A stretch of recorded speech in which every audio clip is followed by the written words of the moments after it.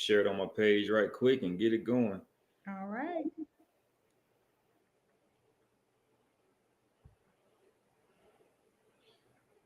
All right, we are there. So, welcome everybody to the 4th episode of the Brentley Wright Leadership Podcast. I am so excited right now because I have one of my good friends, and I mean one of my good friends, here with me today. Her task is to leave you better than she found you, which I know that she will. Every time we talk, it is just a great conversation. It is just a soul nourishing conversation. And I always walk away built up better from her leadership and just from some of the jewels that she drops on me. So I am so elated to have my friend, entrepreneur, servant leader, volunteer in the community, small business expert, small business person. I just love everything about it. So without further ado, my friend Cherelle James, how you doing, my friend? Hey, I am doing well. Glad to be here. I'm gonna have to take you on the road with me so you can introduce me as I go along. All I'm missing, Cherelle, is the Steve Harvey show your love. That's it.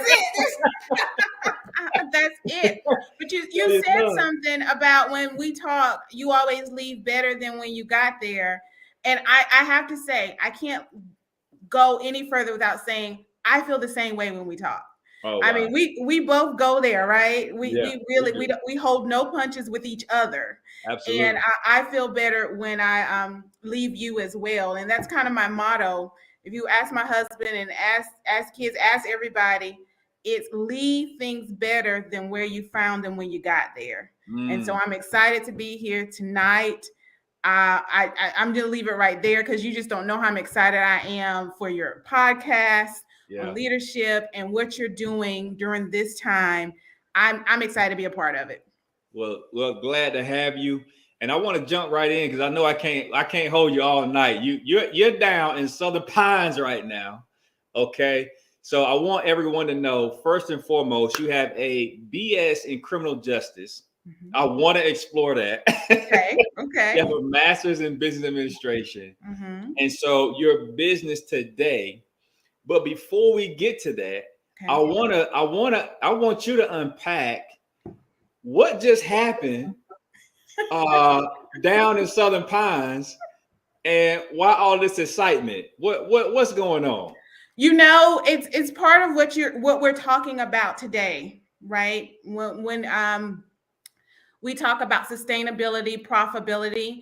I've been in business for 10 years and my business partner is my husband. So my life partner, my business partner, we've been in business for 10 years and everybody knows my local CFO, right? Because it's all we've been preaching for 10 years, which we still preach that.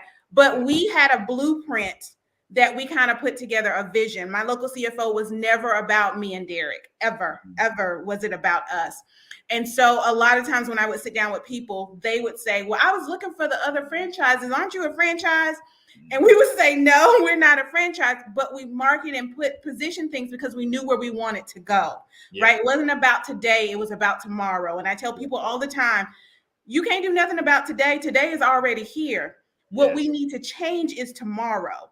And so what can you do today that changes your tomorrow? So this gets to the Southern Pines. September 2011, we opened. Last September, we realized, wait a minute, we 10 years old. It just creeped up on us. So we had to sit down and figure out where we are, what's working well, what's not working well, and where do we want to be? Now, we already had a plan. COVID kind of, had us a little lackadaisical, right? In the house, too many days, watching a little bit too much TV, eating a little bit too much snacks. But it was like, okay, wait a minute, we're 10 years, what's happening here?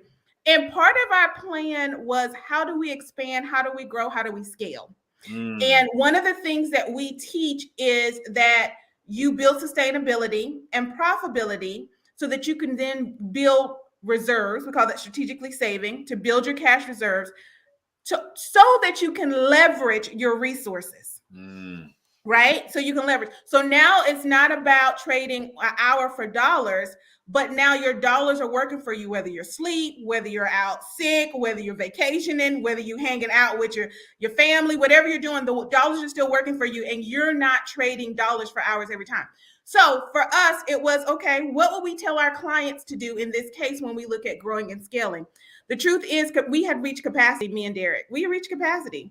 And Wow. we've got contractors, we've hired other people before, but our capacity had been reached, and we became the bottleneck in our own company, which means we were stopped and we weren't growing.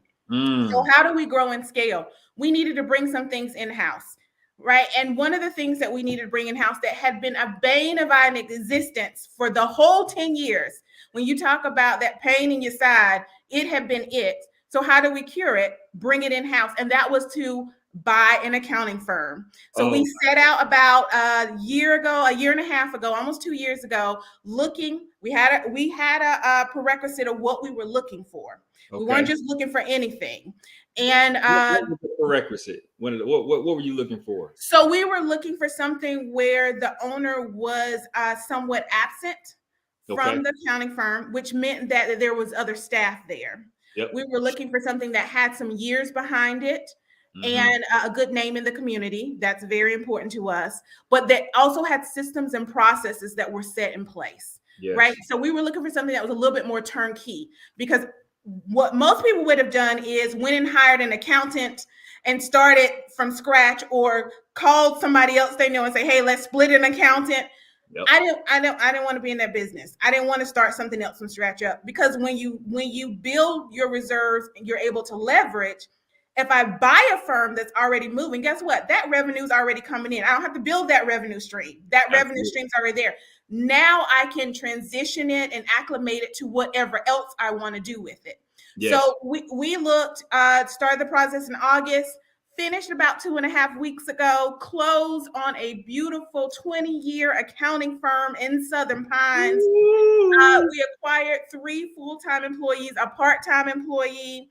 The other prerequisite was that the employees had to be there for a certain amount of time, right? We didn't want you to just be hiring employees because you're selling.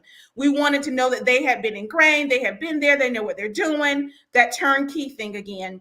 And we met the owners. We came down and met the owners in August. We were walking out the business building, and the broker said, well, it's not known, but the building's for sale too. So not only were we able to buy the accounting firm, now we have an asset. We talk about assets, right? Leveraging your resources, being able to add assets to what you own, and really building a business. And so we ended up buying the building and the business. Come on, Cherelle.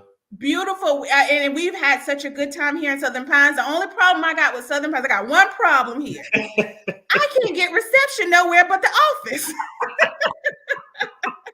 You down there now. Are hit or miss. So we can put that together. We'd be all right. But beautiful people, we had I'll tell you this, and we can move on, but we had a client appreciation and meet the owners on last Friday. Okay. And it was because, we sent out letters the week before saying, hey, things have changed, but they're the same. And we had the staff send those letters out, so they felt comfortable to know that the staff is still going to be here. Nothing's changing in that way. We didn't come in to change. I think the worst thing you can do as a leader is to get into a new position and immediately start talking about this need to change, that need to change, we need to fix this, and we need to fix that. And you've not sat to see and watch, observe, dissect, and listen. Yes. And that was the first thing. When we sat down with the staff after we signed the paperwork and came and sat with the staff, the first thing we said to them was, we're not changing anything. Nothing is changing, not even payroll. Nothing is changing, because we want to understand what is already happening. Remember, I told you my prerequisite was a turnkey. So if it's turnkey, it means the processes and systems are there. Now, I did ask them, I said, we're in transition.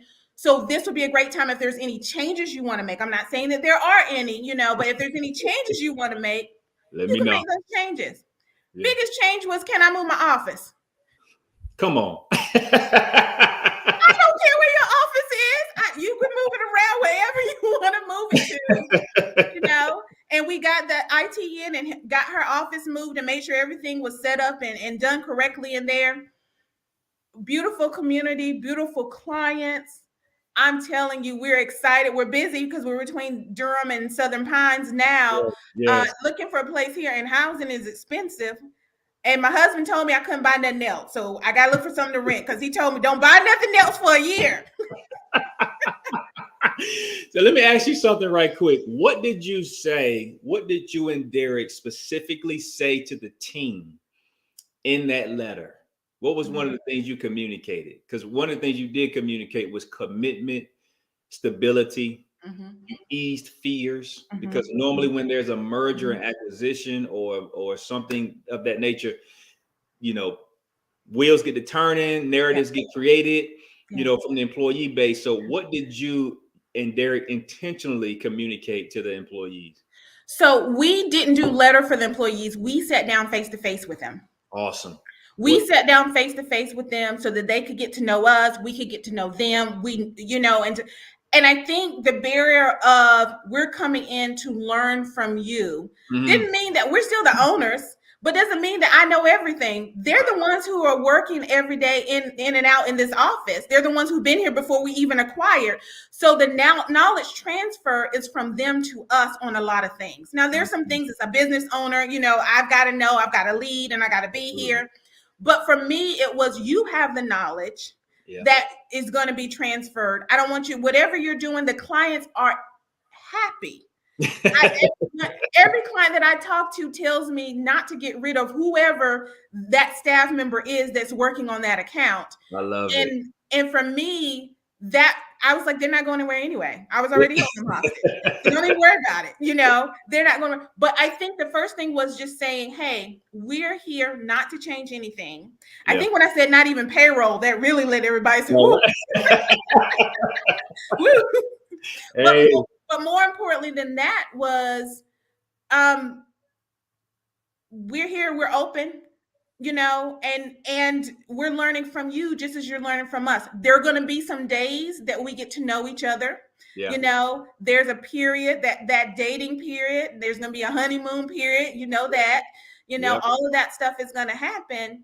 But we tried to let them know. We gave them our email addresses, our phone numbers, and not the office phone number. We gave them our cell phone numbers. Text me, call me, whatever you need. We've been able to meet spouses, learn about spouses, and children have come in. We've met parents, you know, and what we told them was, now you're part of the My Local CFO family. So you're family. Absolutely. Your family. Absolutely. So whatever it is that's happening with you, going on with you, you know, we're here. And we have a policy that we just feel we don't count sick days. We don't. If you're sick, stay home. You know, if you've got something to do, go do it. I'm not counting those days. As long as the work is getting done. Now let's be honest now. Right. When you have good people, you allow them to do what they need to do in their life. And we found out in COVID, you know, even more now, we appreciate a balanced life.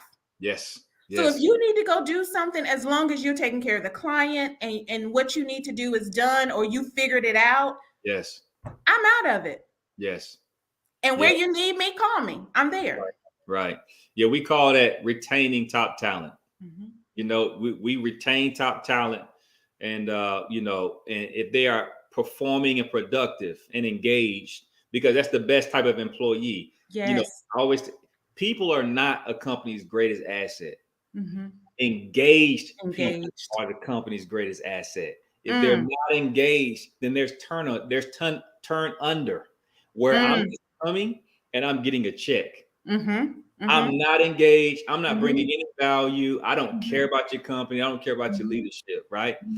But if I am engaged and there's a sense of belonging here, I am integrated and not necessarily assimilated into this culture. Now there's well-being and there's belonging, and that increases productivity. And we talk about profitability. We know statistically, I think Forbes wrote this out, just from a diversity, equity, and inclusion perspective, a company will see 19 to 33% higher profits than those companies that don't have engaged employees. So productivity is everything, and you and Derek communicating that is awesome. Go ahead. Let me say this, because this is one key thing that I have to say. The other thing that was important to us, whatever business we bought, and that we communicated to the team, we have people here that's been here from 6 years to 19 years. So the longevity is there, right? They're engaged in the company. The legacy of the owner before us was important to carry because they built something that we now hold the torch for. Absolutely. And so we wanted to make sure we honor their legacy, as well as let the staff know, because the staff was, if you've been here that long, then you're engaged not only with the company, but with that owner. Yes. And so letting the staff know, as well as we want to honor that legacy. Absolutely. We're not looking just to change things and to just be something different, but we want to make sure we carry on some of those legacies. So we took on the logo. The company is My Local Accounting, but we DBA'd and kept the same name that it already was, which is Sand Hills Accounting Services. Love it. So we kept the logo, we kept the name, all of those things, so that the legacy, and that's a big piece for me, and why we do what we do, why I do what I do, is legacy. Because so often as business owners, we get to our end and we just close the doors. Absolutely. Absolutely. Oh, that's powerful. Cherelle, let me ask you this. Who is Cherelle James? That's a loaded question. James? I know it's a loaded question, but just who is Cherelle James? If I'm hanging with you back in the day, were you always business? Were you always like on a move? I'm about, you're on this mission, or who were you in high school? Like, talk to me. If you knew me back in the day, I've always been responsible. So I was the kid that the parents didn't worry about, right? Because she's going to always do the right thing. She's going to keep the other kids out of trouble. If the kids was going to get in trouble, I was not the one that they was taking with them. It's not happening. I'm older than all my cousins. My mom was the oldest of 5. And with that being said, she had me at 18. So I grew up with my aunts and uncles more so than with my cousins, if that makes sense. Yep. Because they were in the house, and the youngest uncle was 13. So the youngest one before me was 13 years old, and everybody was in between that 18 and 13. So being that I was a little bit older, I think I was more mature because I was the only kid in the house, with everybody else being so older. You had to grow up a little bit faster. But at the same time, when the cousins came along, they're all close. Okay. I come from a military family, so that's where some strictness and some planning and strategy and things of that come in. And when I say military family, it's not just my grandfather and my grandmother. My mother was the only one who did not go in the military. Goodness gracious. She was the only one. And I was headed to the military when my husband, Derek, said, wait a minute, I got a different plan. Well, what's your plan? And he was like, well, I want to get married. And, well, you need to let me know something because I'm moving. But I say that because I've lived with all of my aunts and uncles, and I actually call them brothers and sisters more so than aunts and uncles. I lived with all of them. So when their kids were coming up, a lot of time I've been like the second mom to all of my cousins. So I don't really have cousins as much as I have a lot of kids that I just didn't birth. Okay. Yeah. So I don't get a call. If they're doing well, I get a call. If they're in trouble, if they're not doing well and they know they're not doing what they're supposed to do, they're not going to call me. If they're in trouble, they're going to call me. What parents get, that's what I get. And so I've always been this responsible person. In college, they call me Mama Jenkins. I was just telling somebody about that earlier. I've never been a drinker. Mama Jenkins. My maiden name was Jenkins. Mama Jenkins. Because again, I've never been a drinker. I don't know. If you drink, that's on you. I come from a military family. And when you come from a family of drinkers, you either drink or you don't. There's no middle ground. Yeah. And so I don't. Most people think it's because I'm a Christian and love the Lord. There's a reason why I don't drink. It just kind of fits. It just already fits. But that's who I am. I don't. Yeah. And so a cup of wine maybe on my anniversary. Something like that. But I'm not a drinker. So even in college, I was that same person I was as a kid. I would be dragging them from the parties or dragging them out of suites. Come on, let's go. And when they fussing and talking, okay, Mama Jenkins, here she come. So I've always been responsible in a lot of ways. And I'll tell this last story. because I want you to know that even though people are responsible, don't underestimate them, right? Because we always think Unpack that. that I Unpack that. know who that person is, that I Yeah. know exactly what they're going to do. And I'll give you an example. Back after my freshman year of college, I decided that I wanted a tattoo. Tattoos got real big in my generation. Okay. Is really where they kind of started, really, a lot. And I wanted a tattoo, and I'm not a defiant one, so I asked, can I have a tattoo? And they were like, we're just gonna tell her yes, because we already know she ain't getting no tattoo, right? So they said yes. I went, I got the tattoo. I came back home and I said, I decided not to get the tattoo, messing with them, I Yeah. decided, and they was like, oh yeah, we knew you was gonna chicken out. Yeah. We knew what we was doing, high fiving and everything. And then Yeah. I was like, well, oops, I lied. Here it Yeah. is. And their Yeah. face was like, we messed up. We messed I love it. Yeah. Yeah. You can't underestimate. You know what I'm saying?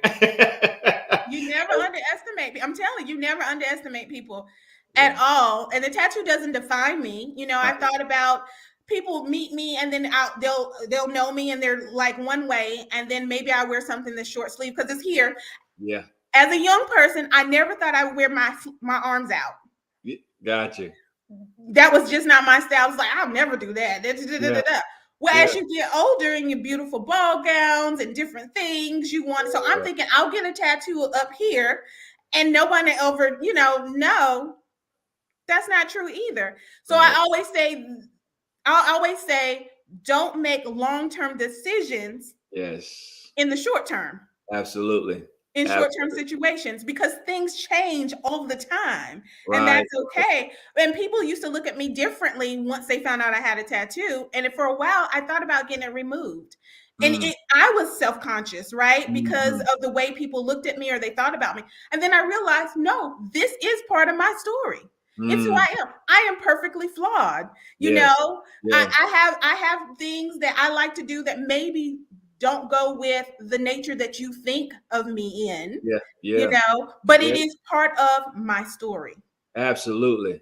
I say the same thing. I know everybody like Brent always got a collar on it. Man, bro, I throw a hoodie on. I got sneakers. I got I'm good. Like, don't. I'm from Rocky Mount. Don't get it twisted. All right. That's it. That's it. I done took Look, the reads out and all of that. I said, but hey, just calm down. But it doesn't define you. no. It doesn't define you, and you have gotten to a place where you care less about what others think or their opinions. Yeah. So ask you this question: What has been a significant emotional event in your life that has put you on the trajectory or started? It was the driving motivation that started this trajectory here. Yeah. And there's so many things that have happened in my life, Brentley, and we ain't got enough time to go through all my things. So I'm gonna give you a short list. There's a lot of things that happened in my life that I've been embarrassed about until a certain point. Okay. At 4, I was diagnosed with cancer. Most people don't Mm. know that. I was What? diagnosed with see, I was diagnosed with what they call Wilms tumor at 4. I went through chemotherapy and radiation. At During 4? chemotherapy at 4 years old, lost all my hair, little bald head child in the real cute fluffy dresses. And my mom and them wanted to put a wig on me. My mom and grandmother were discussing buying me some wigs.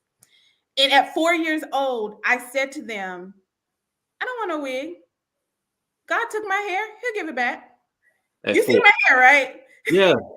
God At took 4? it, he'll give it at 4. That was 4 years old. At 4 years old. But I have to attribute to my family that they never made me feel handicapped or like I couldn't do anything at all. The Mm. sky and beyond was always the limit. It was Yes. whatever you dream, whatever you think, whatever you want to be, you can be it, you can do it. There's no limit. I don't care what's going on with you. Mm. Maybe you have to do it at a different pace. Right. Maybe you have to do it in a different way. But whatever it is that your dreams are, you can obtain them. And I was taught that from a little kid on.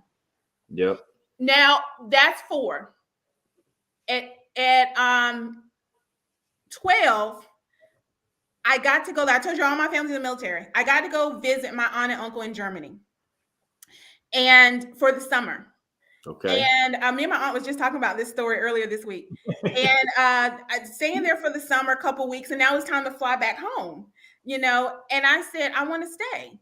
I want to stay here. I'm enjoying myself. I want to stay. So my aunt had that talk like you would have with a kid of, look, you can't say you want to stay now. We put everything in motion, and then you say you want to go home, because it don't work that way. We ain't, Right. this ain't the States where you could just fly here, fly there. Yep. We're talking late 80s, early 90s. So it really was, a big trouble.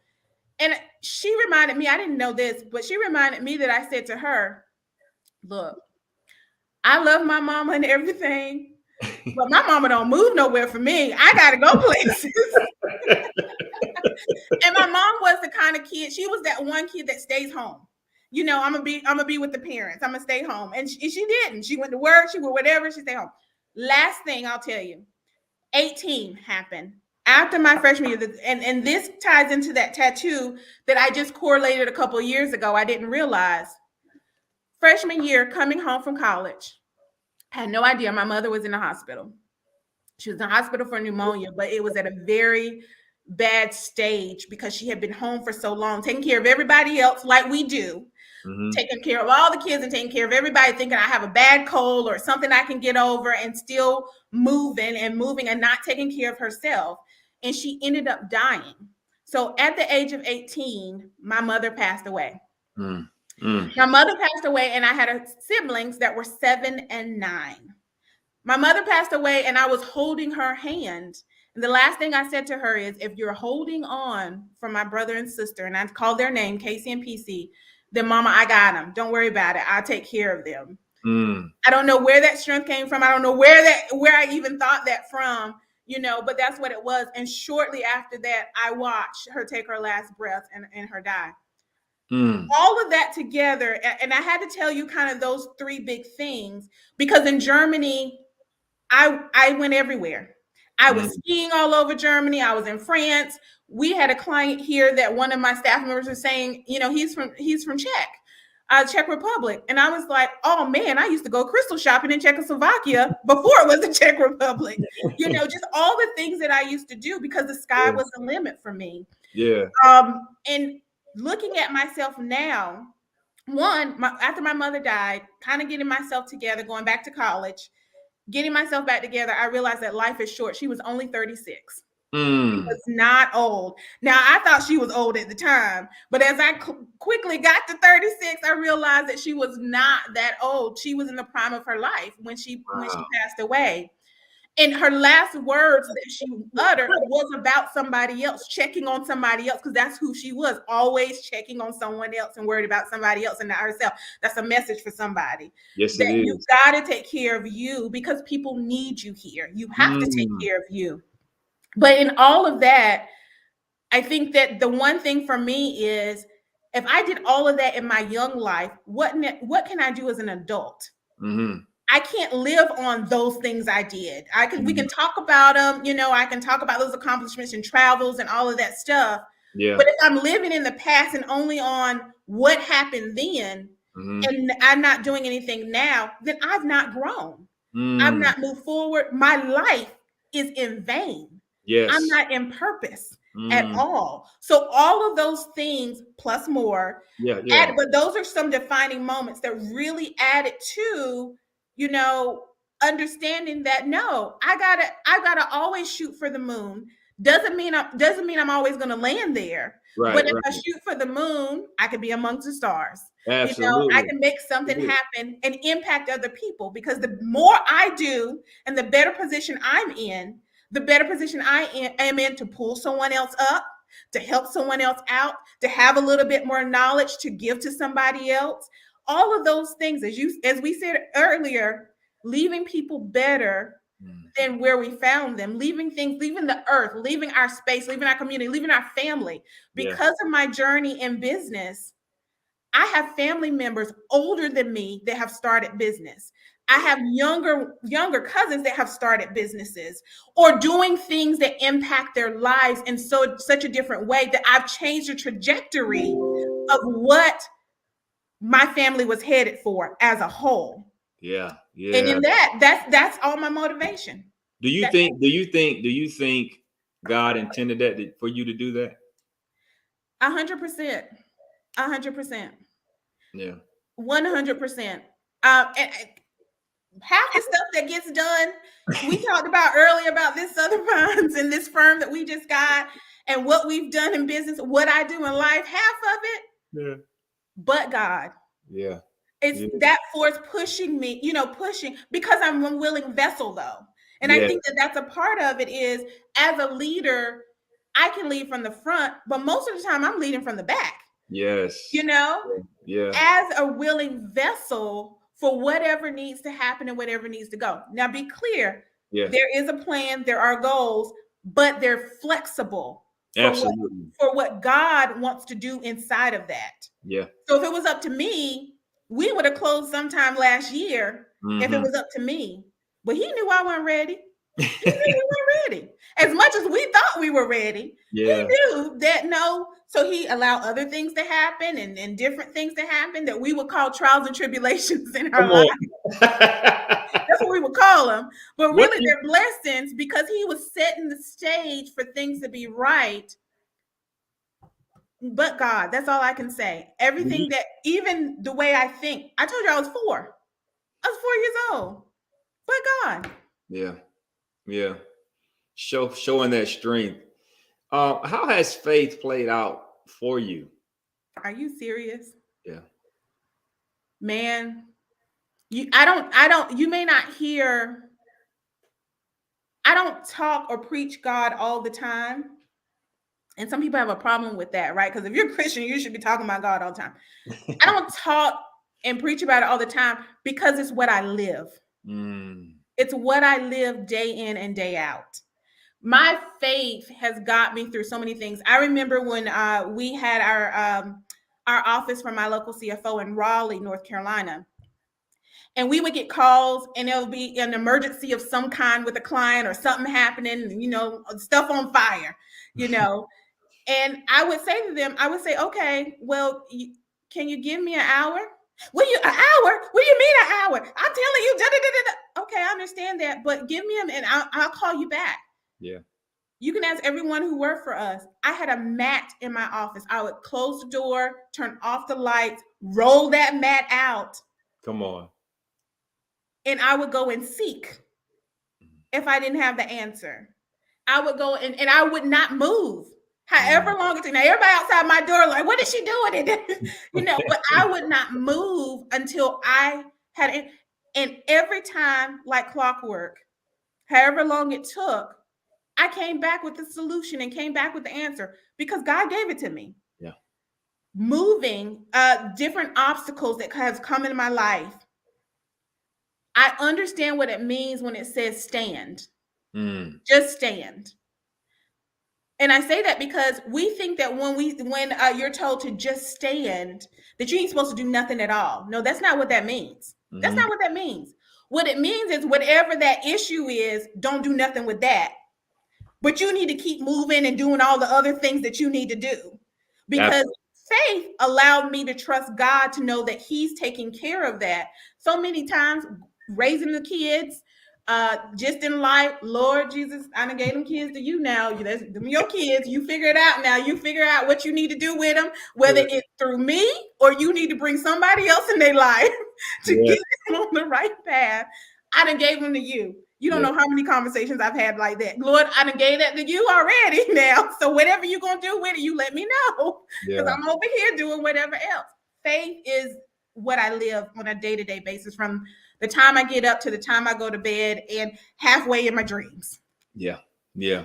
I was studying some stuff biblically. And, one of the things you realize is that, you think a lot of these prophets were just preaching to people in the church, but you forget that these were everyday people just going through life and literally had to live out their faith. And so, you make a really great point that a lot of it is not this. A lot of it is really living it out, being loving, being kind, being a person of faith, and really living from a kingdom posture. So And that's in business, that's in life, and that's in parenting, that's in friendships or in other relationships. And so, I really do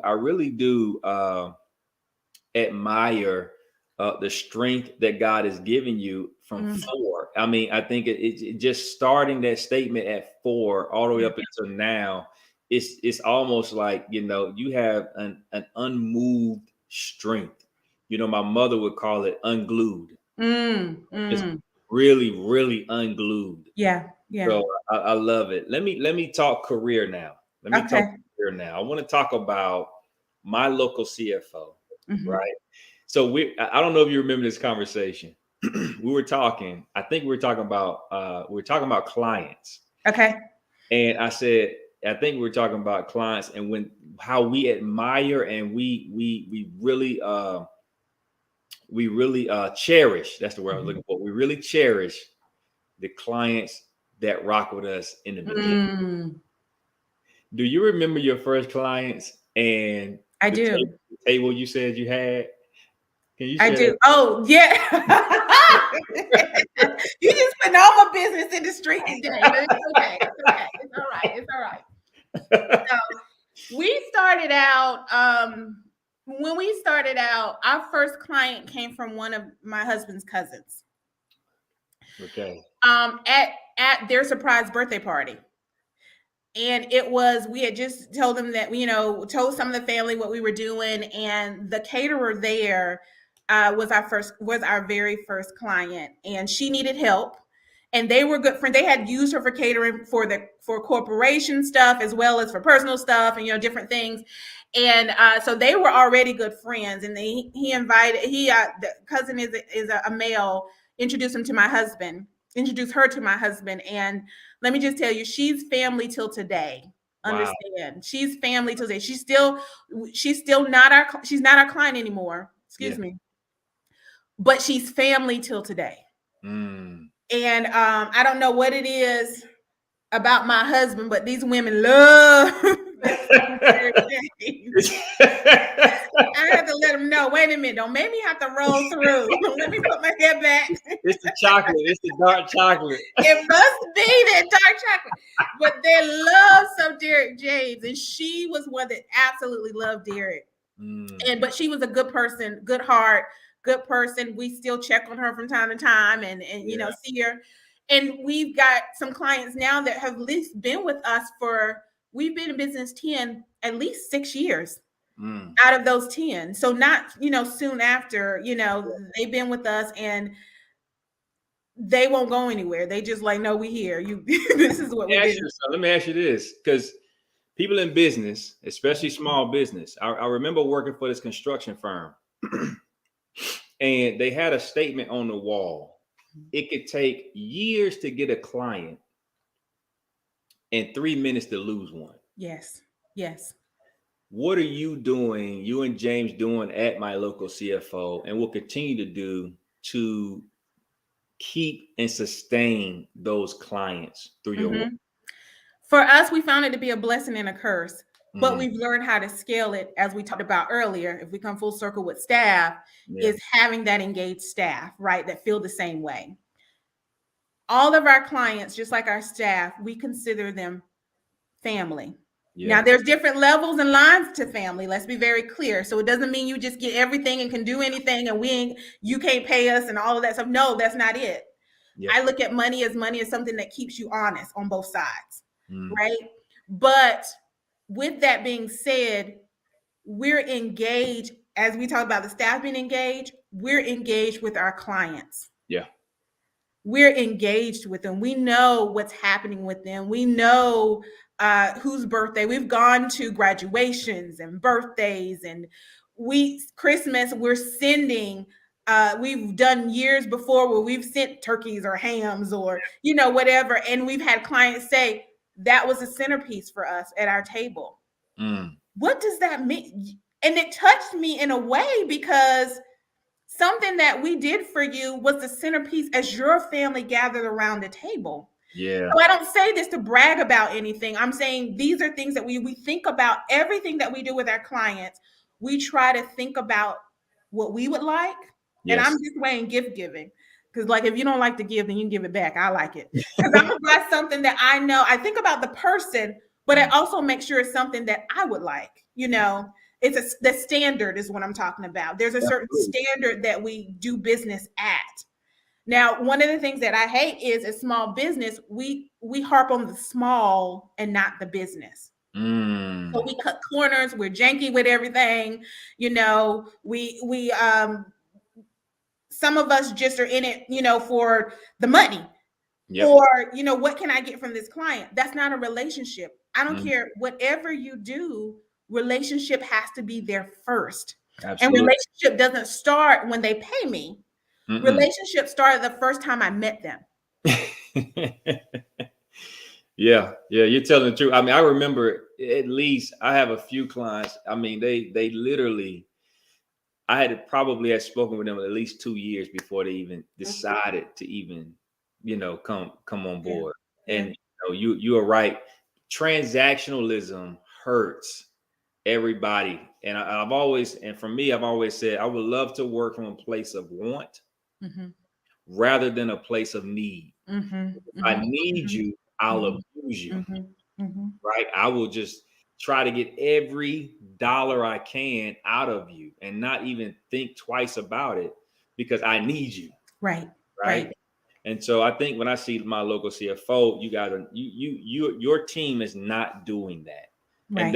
And that's what I love. Let me ask you this question. Why small business? Why the burden for small business?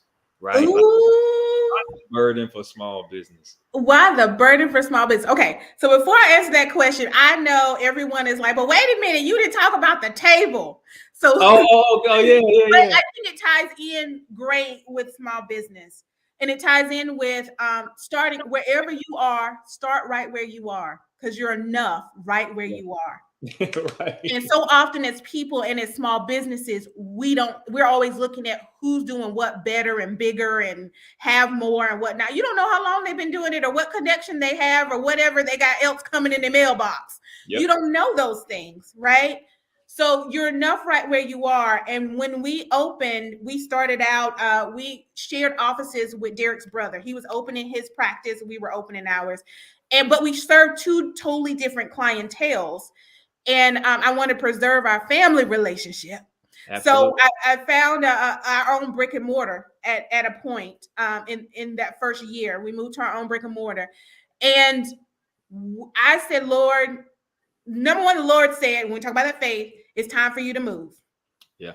I don't know nothing about renting no place. I ain't never, ever had a business where I had to be in another building. I did some stuff from home, but I ain't, And he said, you'll know when I show it to you. So he had a friend of mine who called me about her daughter and said, I want you to mentor my daughter. I think you're the best person to mentor my daughter. Well, the daughter says, well, did you know my mama had a real estate license? I could check for places for you. And she checked and went and checked them, not just online rental places, but she went and kind of pre-qualified them for me. Wow. But God, that statement I said before, force bigger than me. And she got to this one and she said, no, you got to come right now and see it. I said, okay, I'll come and see it. And as soon as I walked in, it was it. It was it. Fast forward. Now, how do I feel this 1,500 small space, but 1,500 square feet? Yeah. How do we feel this? Yeah. The Lord said, you got really nice stuff at home. You got some really nice stuff at home. And then we had some friends that had some companies where they were getting rid of a couple things. And my husband, we had one desk at home and I brought and put that in my office. And my husband pulled up that long picnic table, the one that fold in half and you carry it like this. Yeah. You carry it and you fold them legs in to carry it. Nice table that we had at the house. He brought that and he set up in one of the front rooms. He went in the back. He set up in the front room at his table with his fold out chair. Come on. And we actually got clients with that table.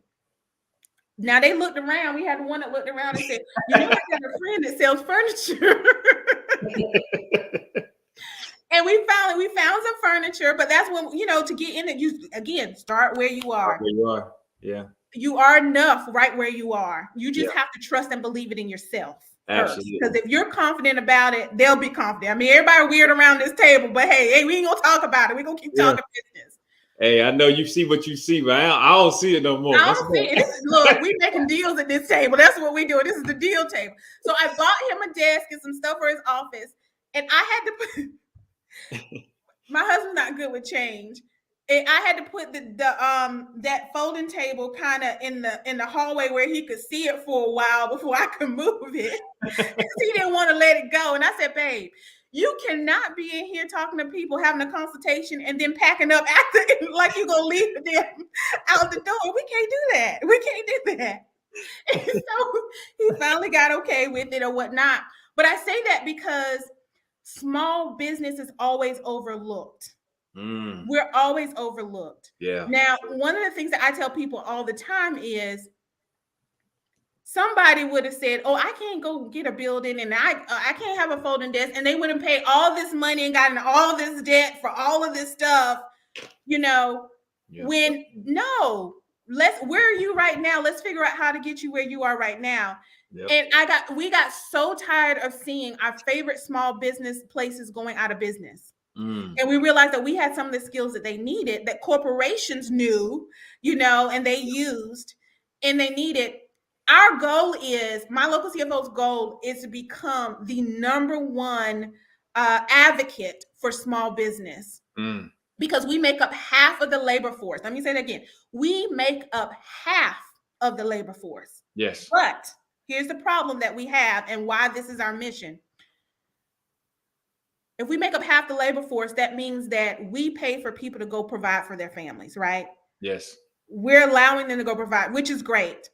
But stats show that most business owners make maybe $60,000 with a second income, meaning they have the business and they got to go do something else. Yes. That is a problem for me when we are supplying other people to be able to handle their families and do whatever is needed for their families and provide for their families. Yeah. Half the labor force in the U.S., in not just North Carolina, in the U.S., yes, we provide for half the labor force. Yes. But business owners are mistreated because they mistreat themselves. Going back to my mom, who always thought about everybody else and not yourself. So you're neglected. And so we're now retiring or closing shop, not having what we need in place financially. Yep. Maybe have to keep working because you don't have what you need. We got in business because we had dreams and aspirations, and they're never evolve to reality because the business becomes a job, a whole nother job. Yeah. And so our goal is to be an advocate, number one, to say, hey, we need to look at small business in a different way. And any table that's talking about financial, that's at the core of all businesses, finance, period. I don't care what you do. You look around right now, everything you see has a dollar to it, including me and you. We cost on a daily basis. Yes. And so if you understand that, then you understand that we need to understand and get a handle around our finances so that we can strategically be better as business owners and make better decisions and understand and not be scared of the numbers, not be scared of what I don't have. Yeah. Yep. But understand that may be where I am today. Yeah. Yeah. But that is not where I have to be tomorrow. So the businesses are running us rather than us running them. Right. And we're on this wheel and tired and exhausted. I've been there. Yeah. I've been there. Yeah. Tired and exhausted. Yeah. And trying to figure out if I do more, maybe I'll get more results. No, because it's still the same madness that you was doing before. Yeah. And so for us, small business is it. It's so easy. We can make a lot of money going to corporations and doing some of the things that we do. But we believe that we've carved out this niche in this area. It's still fairly new. Most people don't understand what CFOs do. But we believe that there needs to be an advocate. There needs to be someone that's walking hand in hand with you as a business owner as a human being that understands what you're going through at that level, that understands what your needs are, that understands that you and the business are one, hopefully, except for in the bank accounts. Hopefully, those are separate. But other than that, if you're having a bad day at home, it's a bad day in the business. Yes. If you're having a bad day in the business, it's a bad day at home. And Yeah. God forbid you work with your spouse. That's a whole nother episode. We'll do that later. We'll bring him in so I don't feel like I'm beating him up. So you can tell you about me. You can beat me up on my side. But even if that's happening, now you're straining a lot of different resources that are in one household. Yes. And so we just have that's where our passion comes from, of Derek understanding his dad was a farmer. His dad has been an entrepreneur all his life. He worked as an engineer for R&J. Is it R&J Reynolds? Yep. Tobacco company. Somebody gonna kill me. It's okay. I didn't grow up farming. That wasn't my story. That was his story. But he realized, as he got educated, as he learned, and as we've been working in business, if my dad had some of these tools, then we could have did more stuff as a family and not just on the farm all the time. If he understood some of these things, and they've done well, don't get me wrong. I'm not saying they hand them out. They've done very well, but the relationship, and dad was always working and all those things were happening because we didn't know no better. Most small business know I'm good at what I do. That's it. Yeah. That back office stuff, and it gets us in trouble. It gets us in trouble so often, and then we can't grow, and we wonder why we can't grow. Okay, I'm gonna get off my pedestal. I can talk about that all day long now. You make a really good point, because I read a book a couple years ago which was called Growing Pains. Mm-hmm. Mm-hmm. And it really spoke to the fact what all of these consultants that went into these big major corporations, these big businesses like FedEx and all these financial I mean, it was a phenomenal book. But one of the things that was the running theme in the book is eventually every business needs to become a professionally managed firm. Yes. And that you cannot lean in the area of entrepreneurship only. That eventually entrepreneurship becomes a spirit, a mindset, and an innovative way of thinking. Yeah. But it does not take precedence over the fact that we are creating operational infrastructural processes and systems that manage this firm or business in a way. And then I started seeing that working for the company that I work for, and you see it multi-billion. You don't become millionaire. You don't produce billions of dollars. You don't add to the GDP with your business without becoming a professionally managed firm. I have a friend he pours about $100,000 a year just in infrastructure, right? In infrastructure, right? And so while everyone is thinking about it, but I want to say, let me read you some stats right quick, because I think this is like insane. Year one, 80% of people survive year one. Small business owners. If you have 5 years in the business, that's 55%. If you have 10 years in the business, that's 30%. And if you have 15 years in the business, that's 25%. So here's what I want to say about that. It seems as if the longer you last, right? The longer you last, the more successful you're going to be. But that number shrinks. The pool gets smaller. It gets really, really small. And you know what? What amazes me, Cherelle, and I want you to, to talk about this, because what amazes me is I see people or talk with people all the time, and I ask them, how long have you been in business? 20 years, right? But nothing to show for it. Right.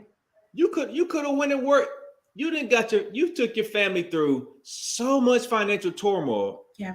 Right.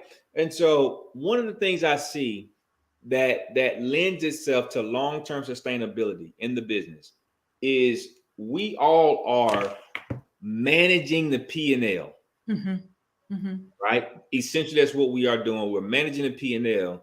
And one of the things that breaks us is operations and P&L, financial management. And you alluded to this earlier. it was financial management. We're mixing both personal and business assets together, which is a no-no. And then I also want you to speak to the fact that there's not enough good partnership with a CFO that fully understands the business. And all right.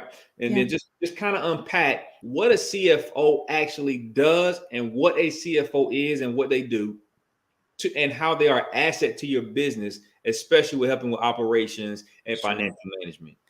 So let me address the first part of managing the P&L. I think that's where we have a problem.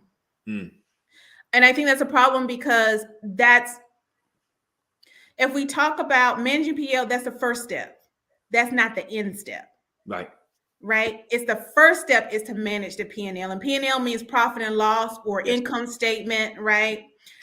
Is what we're talking about. It goes by a couple different names, but it tells you kind of how much you sold and what you paid out, right? It's pretty much what it does. Gives you your revenue and your expenses, and what's left over at the end is either your profit or your loss. Right? And that's why it's called P&L, profit and loss statement.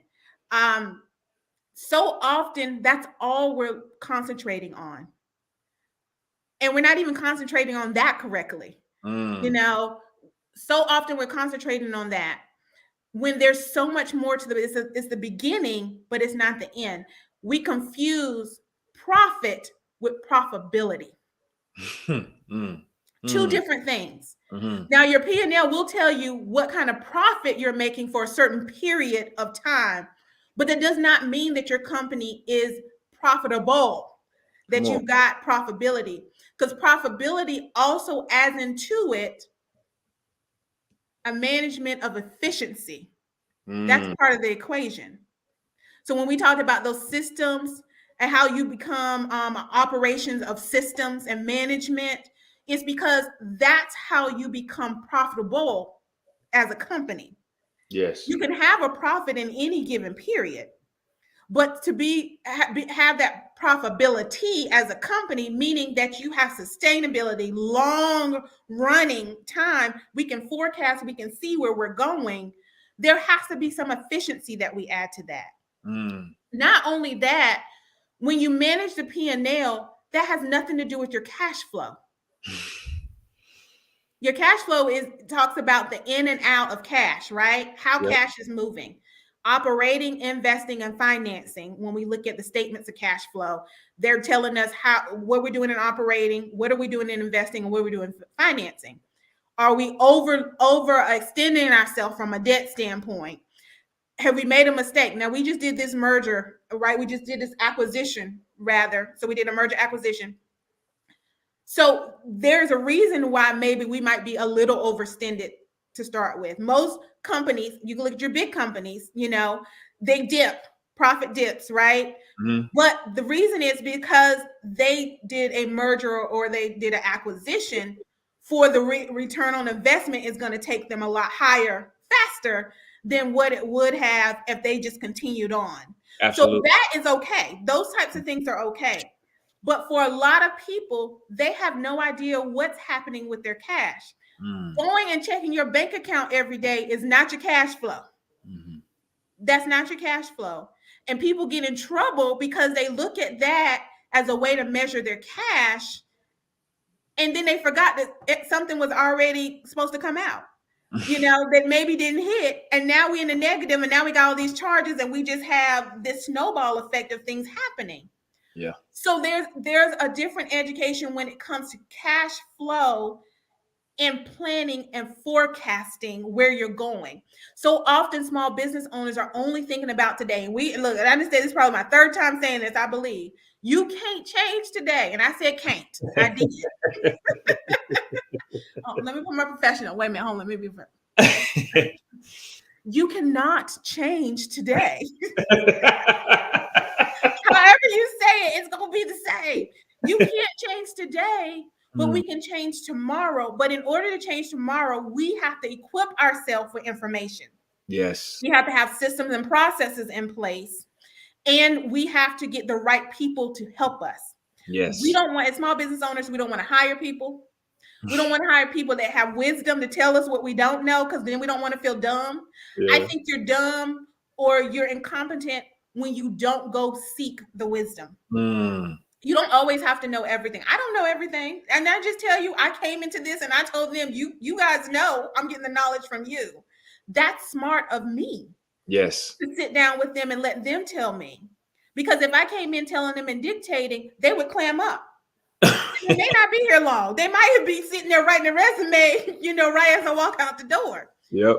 So as a business owner, operations is one part of it. But so often we treat finances as, oh, that's just where the receipts go. That's where, I do the bookkeeping for taxes. Yeah. Not I do the bookkeeping to look at the statements, to understand and dissect, and then look and kind of create a dashboard of where I'm going and what I need to be looking at. Customer retention, staff retention, Yep. labor, ratios of, are we paying too much? Are people riding the clock and that's where my money going? Vendor relationships of, I done pay. Now we've been in partnership for 5 years, and over those 5 years, I done spent $100 and something thousand with you. We need to come to the table and negotiate Yes. what I'm paying, because now I know where I'm going and how much more money I'm gonna spend with you. So let's come to the table and renegotiate terms. Yeah.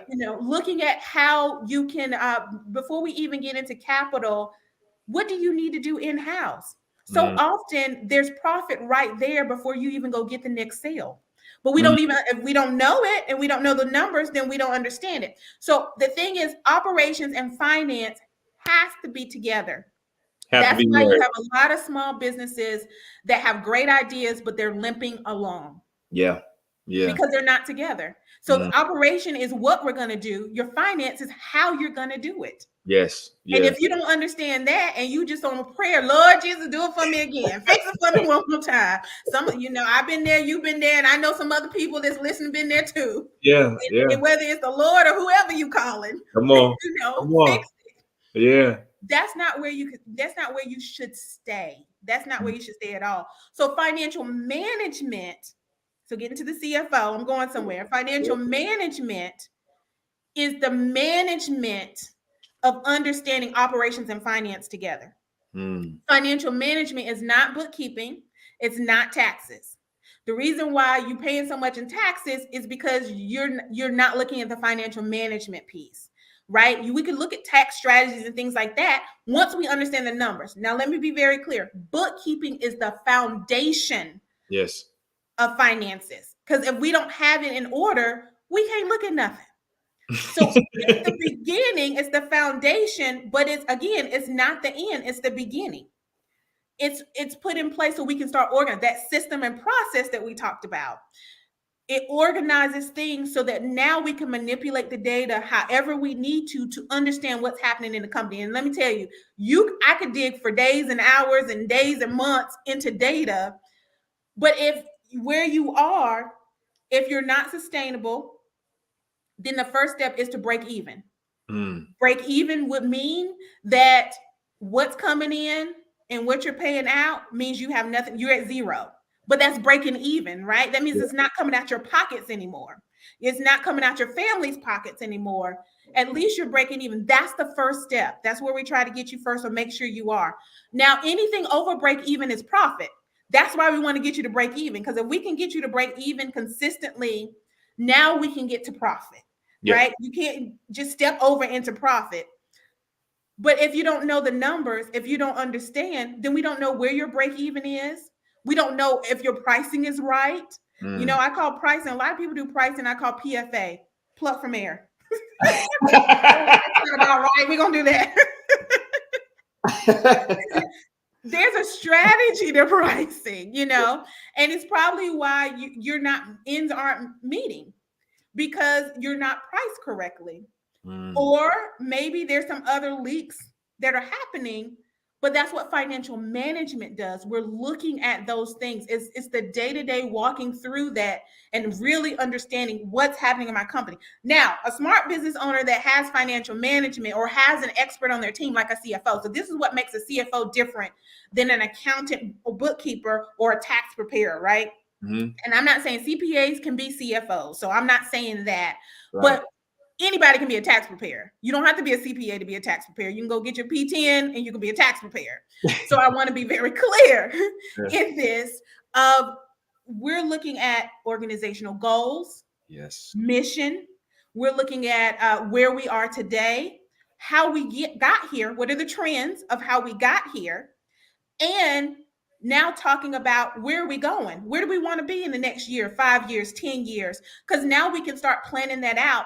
Now, as a business owner, you're making strategic decisions. It makes it easier for you to say yes to this and no to that, because so often we're making 20 million yeses and nos decisions every single day. We are in the blind, though, because we have no idea. absolutely. We have no idea. Now we're trying to figure out how I'm gonna pay this staff, Lord, how I'm gonna meet payroll, Lord, how I'm gonna do this, how I'm gonna do that. This came up and I wasn't expecting that. So we have what we call, as my local CFO, we created a formula. It's called organized money. Got it. Organized money is simple, and I'm gonna go through it really, really quick. Yep. Number one, a business needs to be able to pay for itself. That's that break even and getting to a sustainable point. So now we can see where the money's coming in. A lot of people are on this roller coaster, not because they have to be, but because they haven't taken the time to count all the costs to understand what it takes. And then when we get a client, we're so busy with that client that we've not thought about when we finish with that client. Right. And so we're on this roller coaster. So we want to even that out so that we can project income. Until you can project income, we can't talk about profit. We can't talk about profitability. Right. So we want to get you to that point of sustainability and for being able to forecast. Number two, small business owners don't pay themselves. They don't. And if they do, they don't pay it properly. I call it swipe or no swiping. You remember Dora?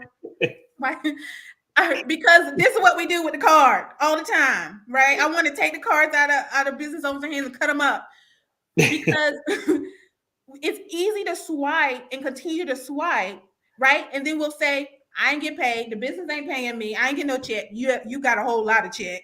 And you just, you might have paid yourself the wrong way, but you got a whole lot. Let's do it properly, because when you start swiping, it becomes so easy to swipe more. Yes. That you're taking more money out of the business. And now we don't really know what it takes for the business to function. We don't have a good, accurate account of what it takes for the business. So again, we can't count the cost in the way that we need to. So helping the business owner be able to pay themselves in an effective way. So that's our second step. Thirdly, we want to strategically save. Now, in the corporate world, in the finance world, we call this cash reserves. That's the fancy term for it, cash reserves. I got reserves. But really it is savings. It's the same thing, strategically saving. I say strategically because every dollar has a name.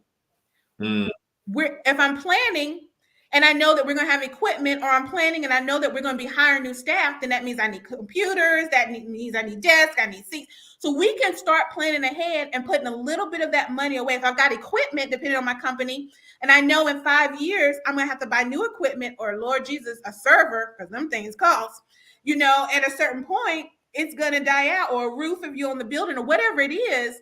You want to start saving now. Now, I'm talking about business, but this applies to you. All the things I'm saying apply to you personally. Absolutely. And so you start saving a little bit now. Whenever that emergency comes, it's not like, oh, what are we going to do? Where are we going to get the money from? Oh, my goodness, what's happening? No, we're planned for this. Yeah. We're ready for it. And if we need to pivot, like in COVID, a lot of our clients had to pivot. We had to pivot, but because we had already had plans in place, it's easier to pivot with a plan than try and make a plan in the midst of a disaster. Because 23% of businesses closed during COVID with no cash reserves. With no cash. There was a study that the Institute did in Durham, North Carolina, and most small businesses only had 30 days, 1 month of cash reserves. 1 month of cash reserves. So if no one came in, or no money came in, or those businesses that closed down, that was it. And not it as far as the business closed. Let's be clear. That was it of paying my mortgage or my rent or the kids' daycare. Well, the daycare was kind of closed, so maybe you had a little bit of money there. But all the other things that you needed to do, the lights, food, all the necessities that we needed.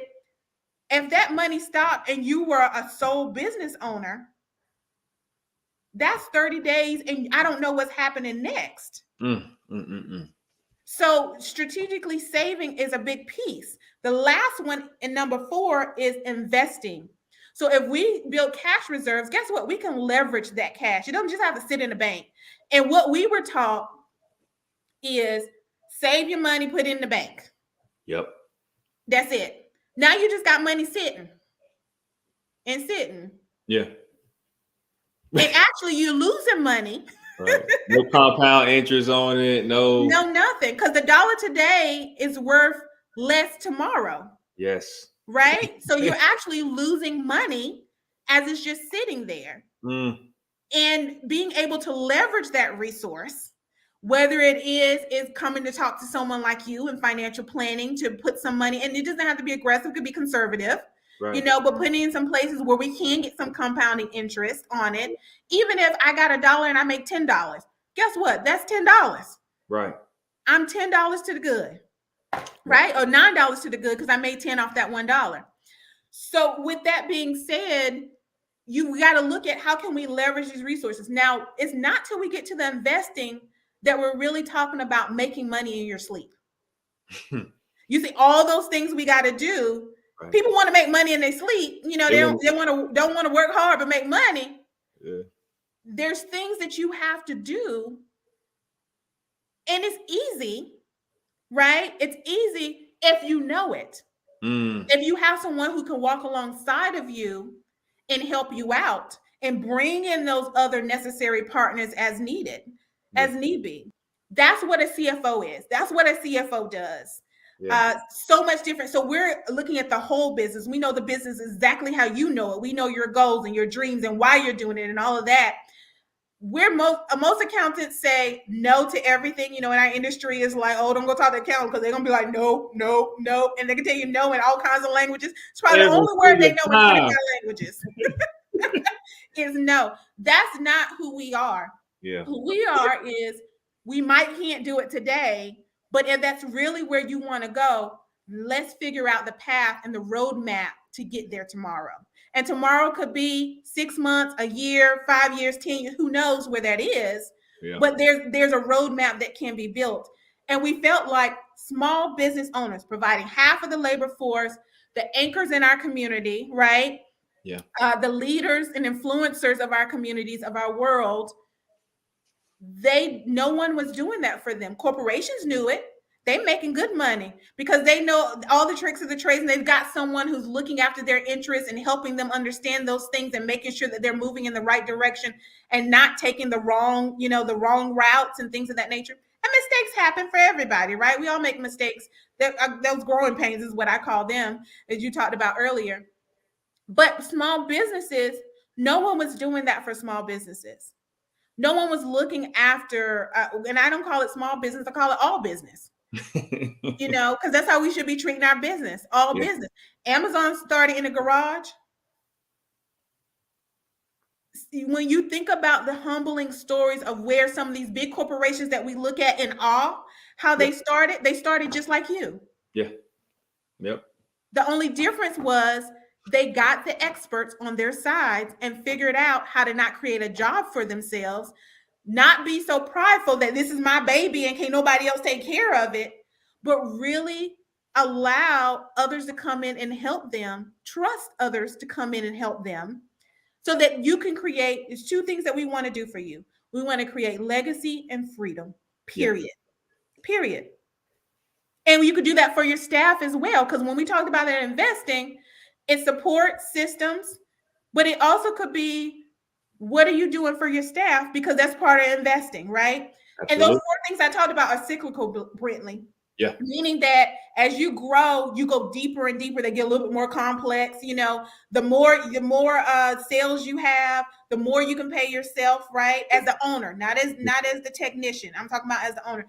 The more sales you have, or the more staff you bring on, or we just did this asset, right? We bought this building. The more I need to put away in cash reserves now. Now I've got to put more away.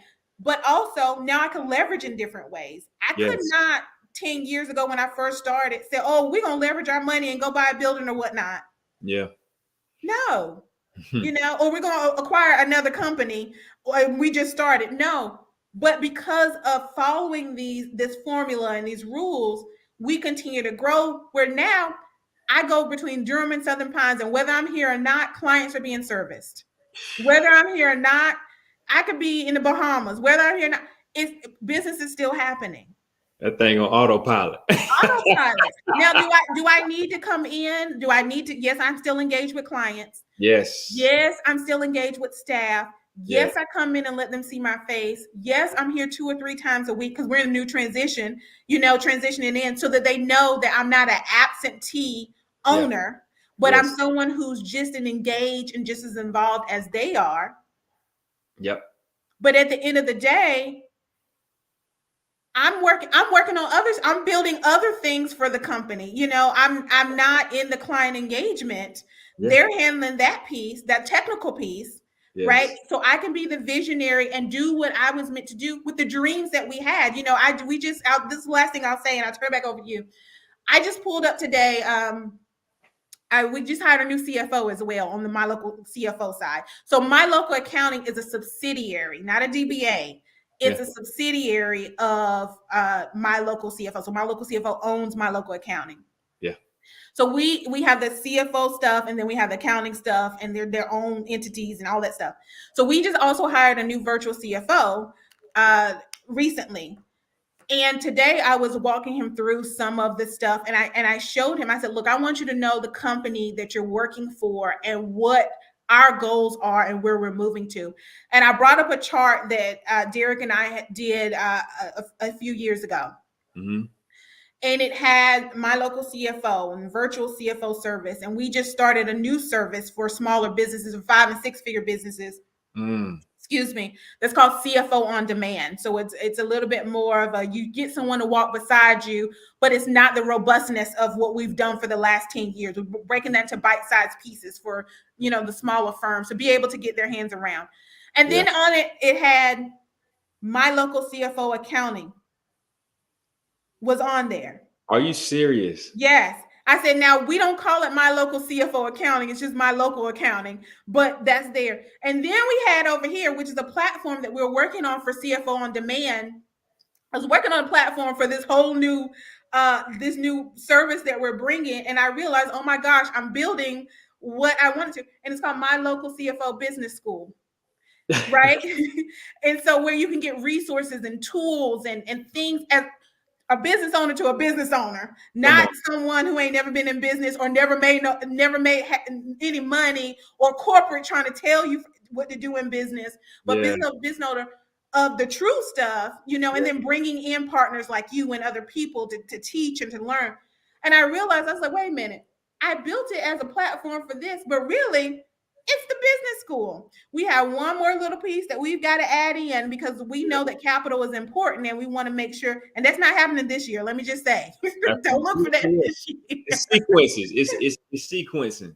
It's sequences, but it's one, having a goal, being focused, being flexible enough to be consistent in the goal, but flexible enough that opportunity knocks or doors open and you walk into them. And before you know it, you're knocking down those goals and, you're reaching them. Yeah. So often we're on the wheel chasing money that we don't even know we've reached some of the goals that we had for ourselves because we're so busy chasing after money, thinking I need more. When you sit down and you start writing stuff out, you realize, oh my gosh, I obtained goals that I had for myself and didn't even realize it. I'm further along than what I thought, didn't even realize it. Yeah. And so that was it was a feel good. And I sat down, someone else brought it up to me. The guy who's building our site brought it up to me. Right. And I looked at that thing. And the other morning I said, Derek, do you mind if I share something with you? I know, we're getting dressed or whatnot. And I said, but can you sit on the side of the bed for a second? I want to just share something with you. I think it's motivation and inspiration for both of us. Because I'm telling you, this journey is not for the weak. Yeah. It's not. And I don't want to paint a picture like everything has been roses. I won't. No, it has not. Oh, yeah. But we sat on the side of the bed and I shared that diagram with him. and we just took a minute to breathe and dream and look at how far we come. So often, this is my last point here, and I'm turning back over to you. So often we don't stop to see what we did. If you're a business owner, you've already taken the first step that so many people wanted to do and they didn't do. If you're making money, meaning somebody's buying your product, that's a step that somebody else hasn't had. So we've got to celebrate what we've done and where we've overcome before we even look at how far more we have to go, because it's always going to be more to go. Right. Always. The road don't end. Yeah. It's always a mountain that we're going to be climbing, but it's a beautiful journey. Yeah, it is. Beautiful journey. And I love this organized money strategy. And you and Derek have helped so many businesses. And I've always told you and Derek this, you both are going to do even more. Amen. And you are so necessary in this space. And I also know that just quickly, can you talk about your experience at the Goldman Sachs 10,000 Small Business Program? Oh my gosh. Okay, let me start off with this. So I was August. So the same time we're going through this acquisition, I am going through this program and still keeping a company running. Okay. I just want you to know all of this is happening all at the same time, because we look at things and we don't realize those timelines and how they happen. And the Goldman Sachs 10,000 Small Business Program, I always say it's an MBA for your business. Mm-hmm. So I already had an MBA. So it wasn't, it's not an MBA program. It's a business program, but it makes you as a business owner be a business owner working on your business. It makes you look at and dissect. Look, it ain't for the faint of heart. It's like going through an MBA program, but it's even harder because it's your business. It's not just stuff that they're giving you that you're reading out of textbooks and stuff like that. You got to come up with the stuff because it's your business. And if you don't have the answers, then you got to figure out why you ain't got the answers. I ain't got the answers, Sway. What? And so I love, I can't speak enough about that program. Before I go into speaking about the program, I went through it last year, 2021, August through December, but I had applied 2020 and went through the interviews and got denied. I thought I was ready and got denied. And my little heart was broke. I was broke. But I said, okay, nevertheless, if it's for me, I believe if it's for me, it's for me. If it's not, it's not. And I'm going to keep moving forward regardless. Then I get this little email about halfway through 2021 and say, hey, we got a new cohort coming up. You should apply for it. You know what? Let's do it.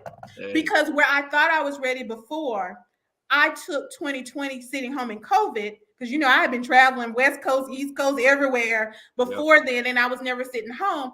I took that time to recalibrate everything and to restructure and to look and dissect. And I really used that time. And I told anybody who really used that time, you see them excelling now. Oh, you see them moving in a whole different way now. Absolutely. You can tell who took that time and who didn't. Yes, sir. Yes, ma'am. You ain't got to call no names. You just know, But I thought I was ready in 2020.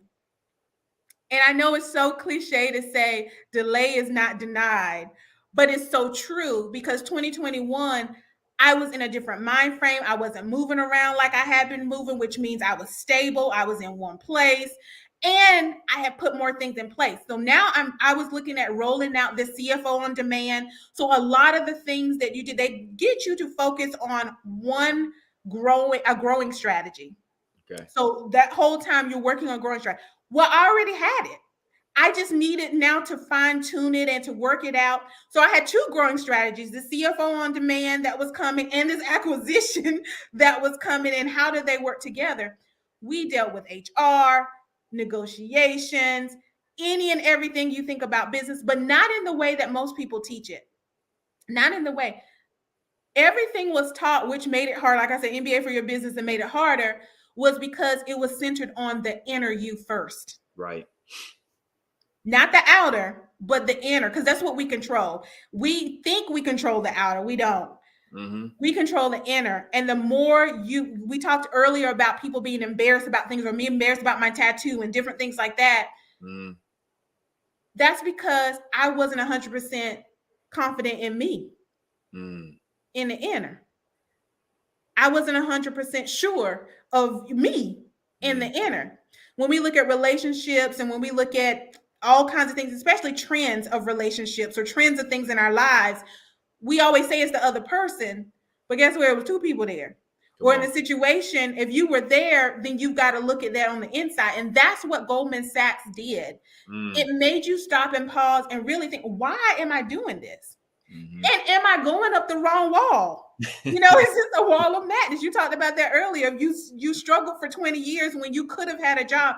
I don't shame anyone in employment just because I'm a business owner. I don't, because it's not, everything is not for everybody. And I have employees. Yeah. So there is a place for, we all have a place. Absolutely. And sometimes you need to do both. Sometimes it's a hybrid while you're getting going, right? Absolutely. Why stress? Let me use their money. Let me use their money over there. Yep. So I can keep moving into my goals over here. Yep. But it's being, when you get clear about your goals and where you're going, and you know that it's a profitable plan. And now I'm not just talking dollar profitable. I'm talking profitable all the way around, right? Life profitable, a profitable plan. Then you move a little different. Yeah. It doesn't make sense to everybody. Mm-hmm.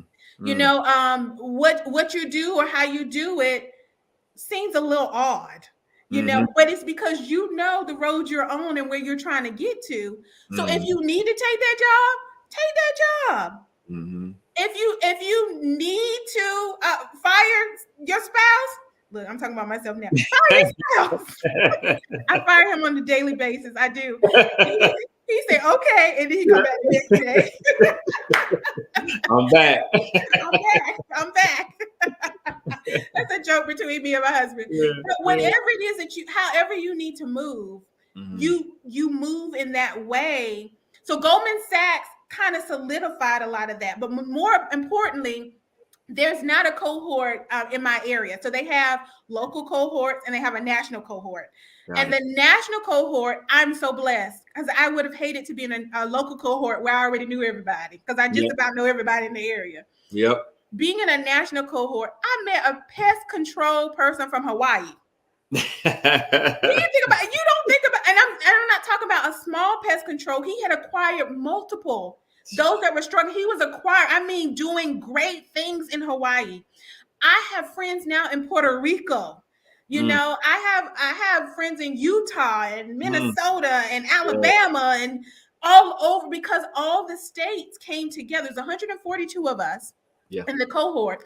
We were the first. Now, this is not the first set of group that went through this process. They have already taken 10,000 businesses through this. That's why it's called 10 KSB for Goldman Sachs.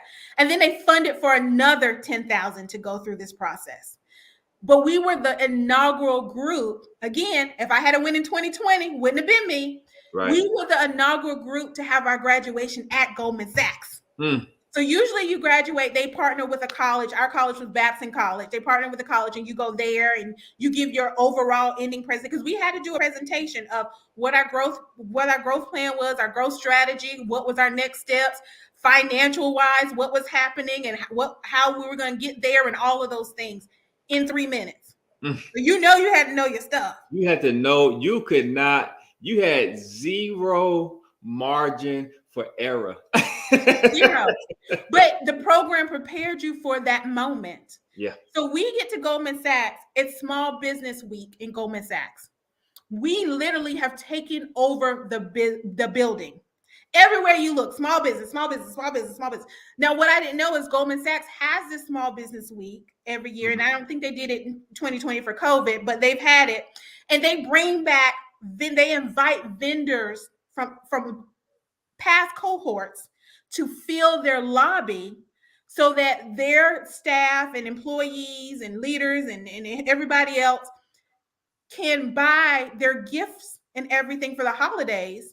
So this is like the second week in December from all of these small businesses. Oh, man. So I not only got to meet my cohort that we were there all week, we were still working. Don't think we were just there playing and partying. No, we were in negotiation classes and HR classes and finishing up whatever else we needed to finish up with our classes. And holding each other accountable and learning more about each other and things of that nature and helping each other out. Yeah. But then I got to meet people from other cohorts. Mm. And so now I'm part of this group where I thought that this was the iceberg. I found out that the class was just the tip of the iceberg, because Mm. now I'm part of an alumni association with Goldman Sachs. I'm now Goldman Sachs family, part of the alumni association, where I have over 10,000 businesses at any given time that I can say, hey, does anybody know X? Hey, does anybody, can you connect me with Y? That is so powerful. On top of advocacy. Yes. And Yeah. everything else, I could just spend a whole lot of time there. But if you've not heard of it, you need to check out Goldman Sachs 10,000 Small Business Program, and you need to tell them that Cherelle sent you. Indeed. Hey, that's powerful. Cherelle, I'm so proud of you. You are I'm so proud of you. You're doing amazing things. And we need more women like yourself standing up, stepping up, owning who they are, walking in their power, and kicking butt in the world without apology. Without apology. And I'm so proud that you are doing that, and with a whole bunch of faith backing you. Mm-hmm. So this has been wonderful. You have really left us better. I want to just create a few more moments of just space for you to encourage our listeners and take them from give them a new perspective, or and just encourage them in whatever is on your heart. So let me first say thank you so much for inviting me. I don't have a problem talking, so that wasn't going to be a problem at all. But anytime that I can hang out with you, we always have a good time. We always have a good time. And I am so proud of what you're doing and what you've accomplished. And let me just say that first. I am so proud of you and this podcast that you have. To the viewers that are listening, I want to definitely say, number one, you are enough right where you are. And I had a mentor that taught me that. You are enough right where you are today. And I want to put today on that. Now, if you are somewhere and you want some changes to be made, you're the only one who can make those changes. And it starts with a decision to change. That's it. Then all you have to think about is, what's my overall goal? What do I want to change? How do I want it to be? And what's the first step? Don't think about the whole thing, because that's overwhelming, right? When we think about all of that. But if you just think about the first step and break that first step down to a first step. If that first step is find a phone number, make a phone call, go talk to so-and-so, that's simple. I'm breaking it down that much, because when you begin that road of change, every step is a first step. Yes. So if you only concentrate on the first step, before you know, you'll move faster than you ever moved before. I'm not saying that there won't be setbacks or there won't be obstacles. I'm not saying that at all. But what I'm saying is, if you break it down small enough, then you can overcome those things. You can endure whatever that's there, and you can find other ways around it, under it, over it, whatever needs to happen. You can figure it out when it's small enough. So often we want to think super, super big and take it all on at one time, and then we get overwhelmed. Don't do that. Right. You can change, and your tomorrow can be whatever you want it to be if you start today. You got to make that decision. Then every decision you make after that is either going to lead you towards that change or that goal, or away. That's on you. So being conscious and consistent with every single choice you make in your life.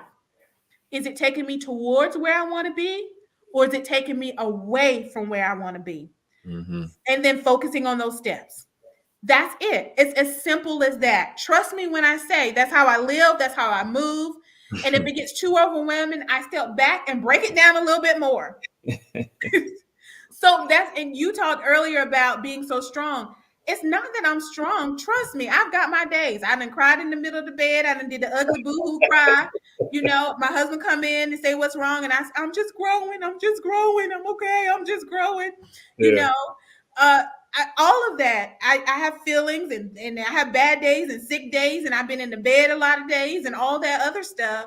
Yeah. But I'm still moving forward. Walk, crawl, walk, run. Just move forward, step after step. And trust me, you'll get there before you know it. So whatever it is, if you hadn't been dreaming, start dreaming again. Today, I'm telling you, whatever it is. I don't care if somebody says this is a small dream to them. If it's a big dream to you, then you hold on to it, knowing that everyone isn't going to see your vision. Everyone isn't going to see it because it's not their vision to see. I've got a motto. That motto is, I don't have time to explain, so you can get on. You can get on the board. But when I get there, there'll be no need to explain because it'll be clear at the end. So don't worry about those naysayers. Don't worry about those that are not behind your back. If you're the only one that's going, if it's your vision, you're the only one you need. Because everything else, when you start making those steps, the doors will open, the people will come, the opportunities will be there. But as long as you stay still with shoulda, woulda, couldas, and what I want to do, nothing's going to happen. So you got to make the decision. You got to. And I'm telling you, it's easier than you think. You're further along than you think. And lastly, I'll say this. You have everything that you need today. Everything you need to move forward, you have right now, today. With that, I don't know if somebody told you or not, but I love you. I do from the bottom of my heart. Love you. And I'm praying for every business owner, whether you started the business, you desire to have a business, whether you're in business now, because all those things need prayer. And just as human beings living in this life, I'm praying for you. I'm rooting for you. You're not alone. You are not, let me say that again. You are not alone. You're not alone. Lord knows you're not alone. My aunt had to remind me as we were going through this acquisition. She said to me one day, she said, baby, you got more people for you than against you. I know that you're going through X, Y, or Z right now, but don't even focus on that because you have more people for you than against you. It may not be the people that you think that should be for you. It may not be the people that are right around you. But trust me when I say in this world, there are more people for you than against you. And you just have to make up your mind. You have to believe it. You've got to set yourself as that tree that won't be moved by the waterside. Be that tree that won't be. I ain't gonna be moved. I'm keeping on this course, and you will get there. You obtain whatever it is that you are trying to obtain in your life. That's it. I love it. Amazing. Thank you so much, Cherelle, for coming on the Brentley Wright Leadership Podcast. To all our listeners out there, this is episode 4, how to move your business from scarcity to profitability. But also, you need to understand you're enough today. Yes. You have everything you need today. Cherelle has left us better than she found us. She has given us a new perspective, a new way of thinking. She's also encouraged us to walk into this stream, make a decision to move forward. I am so glad that she came onto the show today. And thank you all for coming and listening to us. We will be back next week with episode 5. Until then, I want everybody to take care. Have a great night and weekend. Love you. Signing off. Peace.